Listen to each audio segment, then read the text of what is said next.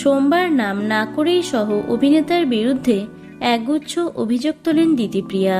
তারপরেই পাল্টা পোস্ট জিতুর। প্রকাশ্যে এসেছে জিতু কমল ও দিতিপ্রিয়া রায়ের ব্যক্তিগত কথোপকথন। জিতু নিজেই তাদের হোয়াটসঅ্যাপের চ্যাটগুলি সামনে এনেছেন। এরপরই দিতিপ্রিয়ার মন্তব্য, আমি শেষ পর্যন্ত সম্মান দেওয়ার চেষ্টা করেছিলাম ব্যক্তিগত স্তরেই যাতে থাকে ব্যাপারটা, কিন্তু আমাদের কথোপকথন এভাবে প্রকাশ্যে আসার পর তো আর কিছু বাকি থাকে না। তবে উনি যে স্ক্রিনশট শেয়ার করেছেন তাতে স্পষ্ট আমি কোনো মিথ্যাচার করিনি। মজার ছলে কি কেউ কাউকে প্রেগনেন্ট বলতে পারে?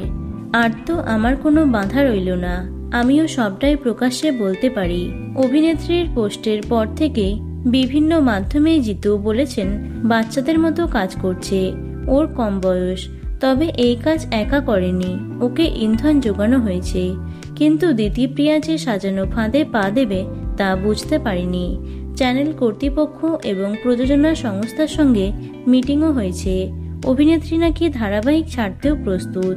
ইতিমধ্যে তিনি এনওসিও তৈরি করে রেখেছেন। এটাও শোনা যাচ্ছে আগামী 7 দিনের মধ্যেই নাকি বন্ধ করে দেওয়া হবে চিরদিনই তুমি যে আমার ধারাবাহিকটি। আগামী দিনে এই ধারাবাহিকের ভবিষ্যৎ যে কি হবে তাই নিয়েই চিন্তায় ভক্তরা। এই বিষয়ে তোমাদের কি মতামত অবশ্যই কমেন্টে জানিও। ভিডিওটি লাইক এবং শেয়ার করো। এছাড়াও টলি দুনিয়ার অন্যান্য খবর পেতে চ্যানেলটি অবশ্যই সাবস্ক্রাইব করে রেখো। ধন্যবাদ।